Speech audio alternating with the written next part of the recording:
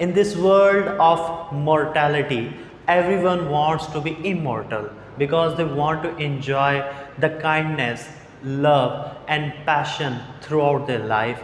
Hello and welcome you all in this book reading session. In this story, we will discuss about one king who wants to immortal and send one of his companion to find the tree of eternity, a tree of immortality. Does he find it or not? Let's discuss it in our story. The tree of eternal life. Eternal का मतलब होता है दायमी, हमेशा हमेशा रहने वाली ज़िंदगी, ever lasting. The tree of eternal life का मतलब ये होगा कि दायमी ज़िंदगी का दरख्त। अ लर्न मैन, एक पढ़ा लिखा इंसान, who had travelled the world over was heard, एक पढ़ा लिखा इंसान, एक तजर्बाकार इंसान जिसने पूरी दुनिया का सफ़र कर रखा था, was heard telling a story, उसको ये कहते हुए सुना गया, अ स्टोरी, एक दास्तान, अबाउट ट्री इन इंडिया, के इंडिया में, हिंदुस्तान में एक ऐसा दरख्त भी है, whose fruit bestowed eternal life. Eternal का तो मैं मतलब पहले ही बता चुका हूँ, इसका मतलब होता है हमेशा रहने वाली ज़िंदगी, एवर लास्टिंग लाइफ। बेस्टोड का मतलब ये होता है अता करना, गिव या ग्रांट, कि इंडिया में एक ऐसा दरख्त है जिस पे जो फल उगता है, अगर कोई उसका फल खा ले तो हमेशा हमेशा के लिए ज़िंदा रहेगा। The story was brought to the attention of the king, और ये जो स्टोरी है, ये दास्तान ने बादशाह की तवज्जो भी हासिल कर ली। यानी कि आपको पता है कि जब एक गॉसिप होता है या स्टोरी क्रिएट होती है तो हर हासो आम के अंदर ऑल एंड सन्ड्री में वो ऑटोमेटिकली स्प्रेड कर जाती है। इसी तरीके से एक आदमी जो पूरी दुनिया घूम के आया हुआ था, उसने एक मरतबा किसी को बताया कि मैंने सुना है कि इंडिया में एक ऐसा दरख्त भी है जिस का अगर कोई फल खा ले तो वो कभी नहीं मरेगा, हमेशा ज़िंदा रहेगा।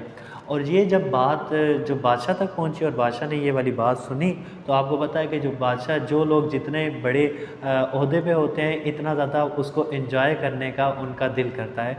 तो बादशाह क्योंकि सबसे प्रेस्टीजियस चेयर होती है किंग होना, तो उसका भी दिल किया कि क्यों ना मेरे पास भी ऐसा हो कि मैं भी हमेशा ज़िंदा रहूँ।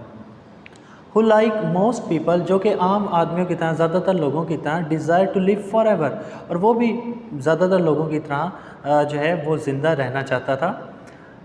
And instantly become obsessed with finding the tree. अब ऑब्सेस का मतलब होता है किसी में प्री ऑक्यूपाइड हो, किसी जज्बे के ज़ेरे असर आ जाना, और उसने अचानक से जो है ना वो इस जज्बे के अंदर आ गया कि मुझे ये वाला दरख्त ढूंढना है और इसका फल खाना है, और इसका फल खा के मैं भी हमेशा हमेशा के लिए ज़िंदा रहूँगा और मैं किंग बना रहूँगा। ही ऑर्डर्ड, अब उसने ऑर्डर दिया, one of his most trusted minister, उसने अपने सबसे काबिल एतमाद वज़ीर को ऑर्डर किया टू ट्रैवल टू इंडिया, कि तुम हिंदुस्तान जाओ, हिंदुस्तान का सफ़र करो, in search of the special fruit, और इस जो ख़ास किस्म का फल है इसको तलाश करो, and give him ample funds to support his travel.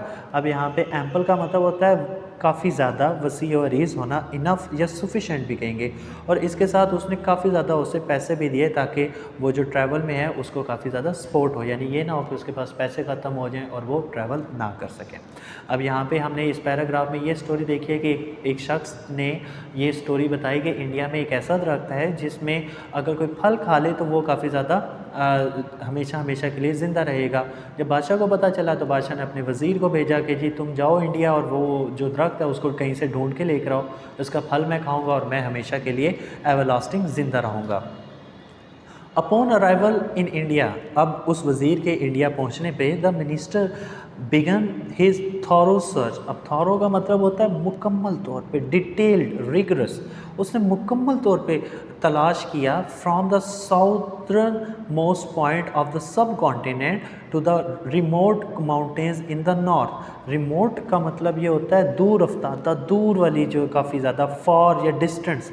जैसे ही वो इंडिया गया तो उसने जो है ना मुकम्मल रिसर्च करना शुरू कर दी। उसने बरसगीर के जो साउदर्न मोस्ट पार्ट थे, यानी बरसगीर के एक हिस्से से लेके दूसरे हिस्से तक, यानी कि उसने जनूब के इलाके से लेके दूर अफ्तादा पहाड़ियाँ जो कि शमाल में थी उस तक का सफ़र किया, यानी कि उसने हिंदुस्तान के तुलो अर्ज़ का सफ़र किया।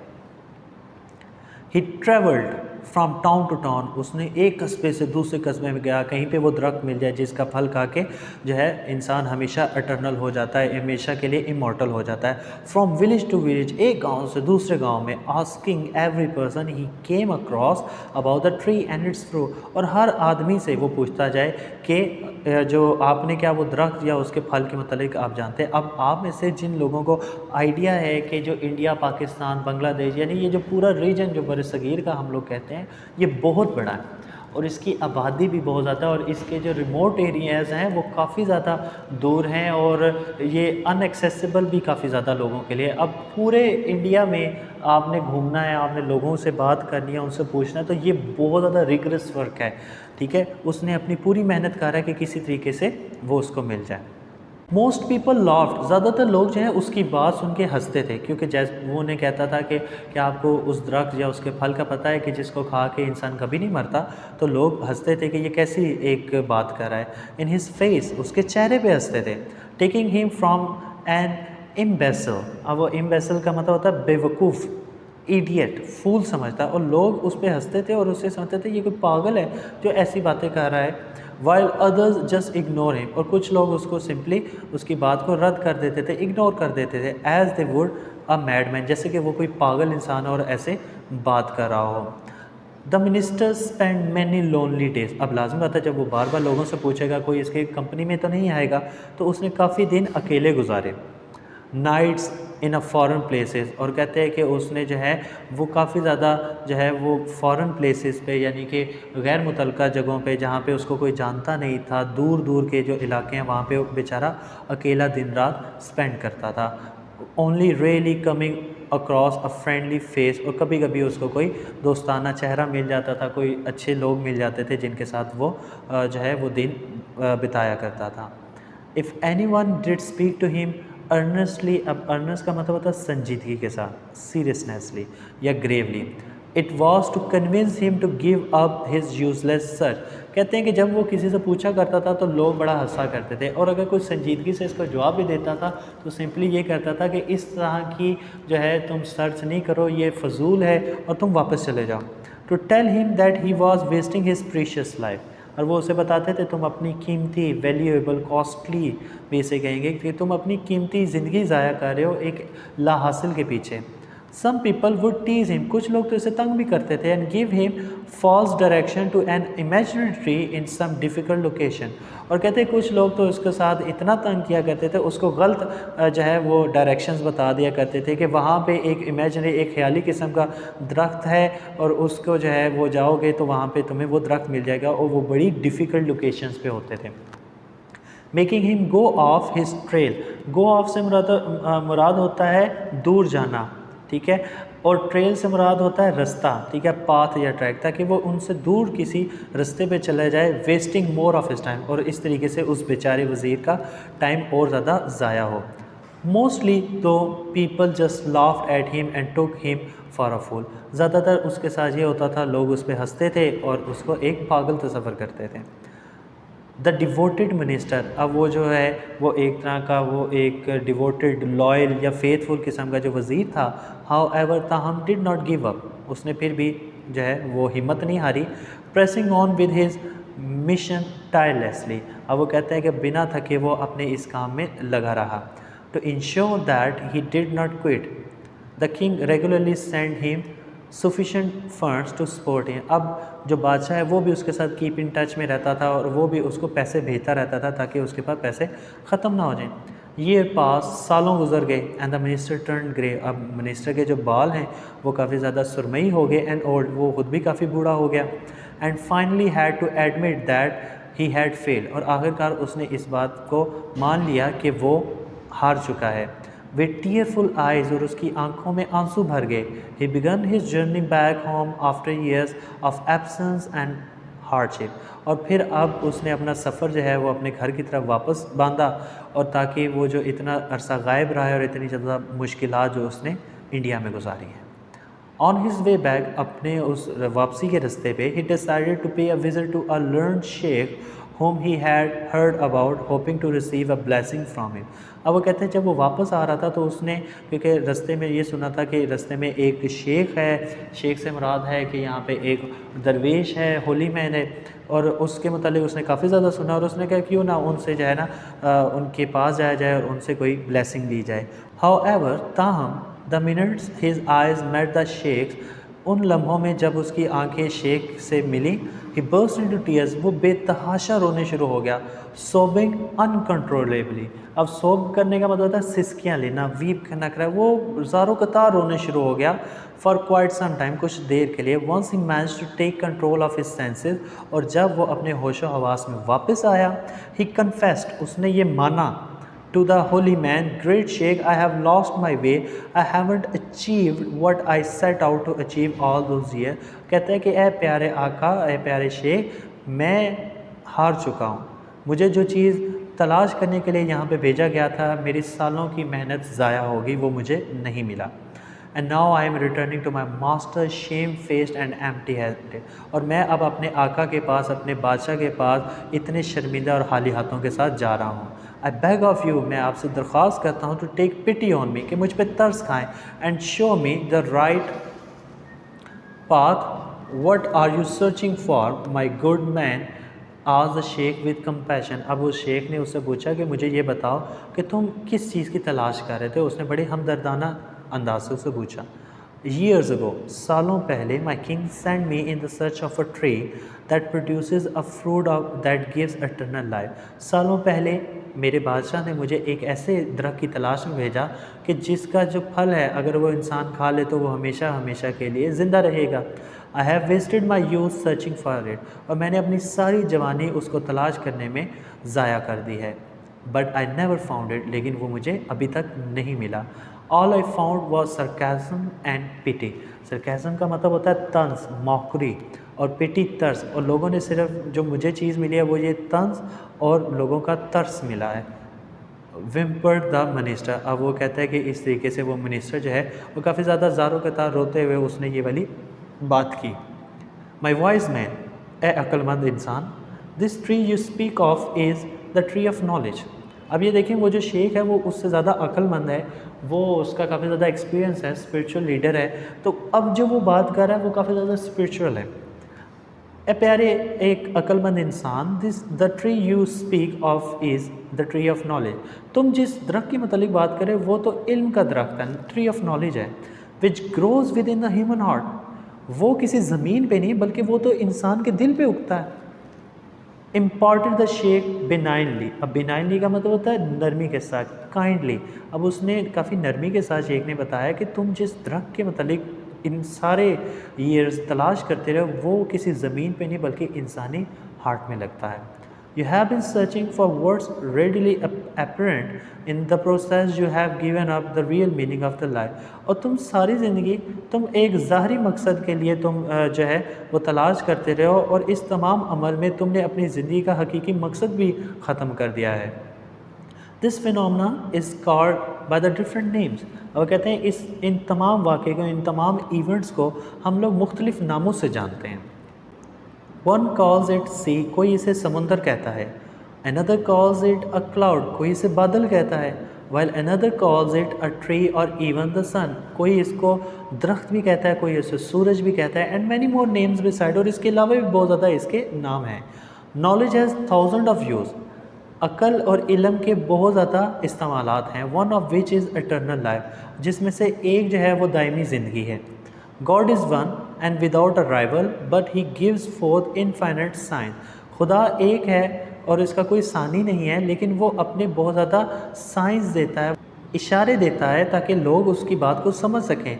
थिंक अबाउट इट, इसके बारे में सोचो. A man may be your father, एक आदमी तुम्हारा बाप हो सकता है, but he is also someone son, लेकिन वो किसी का बेटा भी तो हो सकता है. यानी कि आप उसे फादर बोलते हैं और वो किसी का बेटा भी हो सकता है. यानी कि एक जो वर्ड्स हैं, जो साइंस हैं, वो हर एक के लिए डिफरेंट होंगे किसी चीज़ के. But may seems like anger in the eyes of enemy is a kindness to a friend. और शायद कि किसी की आंखों में दुश्मन के लिए जो नफ़रत है, जब उसका दोस्त देखे तो वो उसके लिए नरमी हो उसकी आंखों में. You have been saddled with only one of his science. और तुम जो अपनी सफ़र सैडल करने का मतलब होता है जो बर्डन हैम्पर तुमने अपनी ज़िंदगी पे तुमने इस सफ़र में एक चीज़ लेके चले हो, वो उसका सिर्फ एक इशारा था, उसका एक साइन था, नेमली द ट्री, जिसको तुम दरख्त कह रहे हो, that you have been seeking, जिसको तुम तलाश करते रहे हो।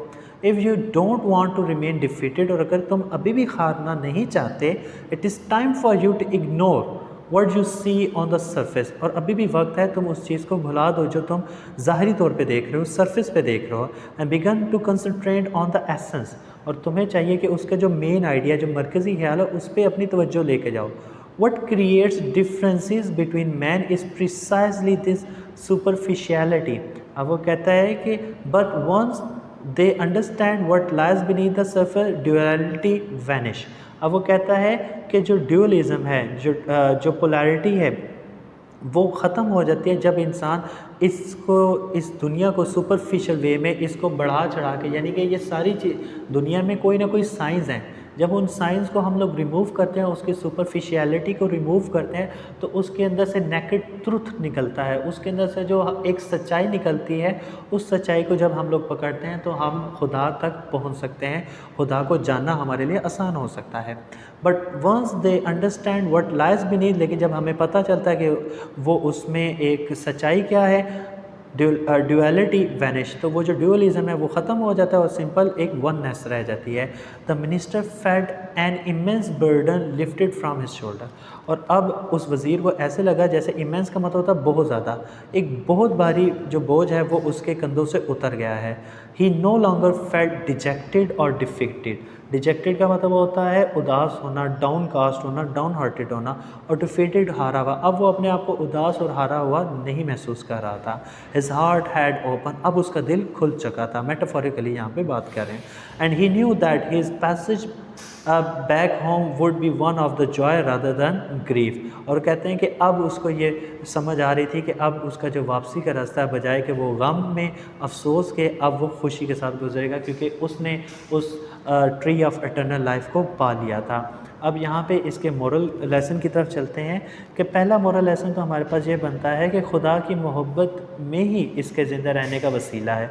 सब के लिए उस रब को पुकारने का तरीका मुख्तलिफ ज़रूर हो सकता है, मगर अपनी ज़िंदगी के लिए यही लाजमी होता है। और दूसरा हमने इसमें ये देखते हैं कि we should like the process not the destination. यानी कि आप कोई भी काम करते हैं, कोई भी आप सर्च करते हैं, वो जो उसका एक प्रोसेस है उसको हम लोग नहीं देखते।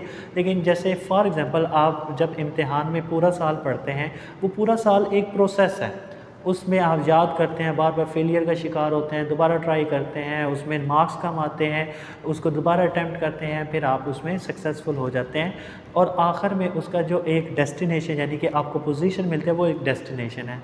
ऑफ़न हम लोग इंजॉय करते हैं उस डेस्टिनेशन को, लेकिन उस प्रोसेस को भी हम लोगों को इंजॉय करना चाहिए कि जिस प्रोसेस ने हमें यहाँ तक लेकर आया। जैसे कि उसने बताया, उस शेख ने उसे कहा कि तुम अपना रियल मीनिंग ऑफ लाइफ तो ख़त्म कर चुके हो, यानी इस पूरे अरसे तुमने किसी किस्म की सर्च नहीं किया अपने दिल के अंदर। अगर तुम अपने दिल के अंदर सर्च करते तो तुम्हें ट्री ऑफ एटर्नल लाइफ लाजमी मिल जाता।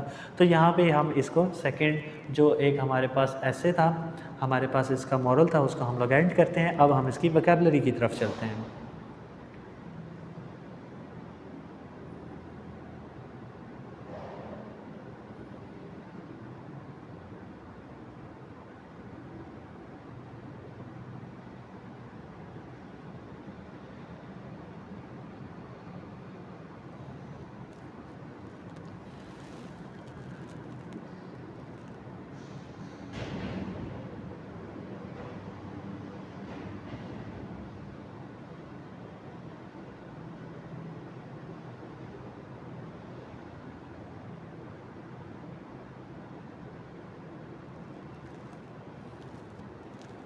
Thank you for watching this video.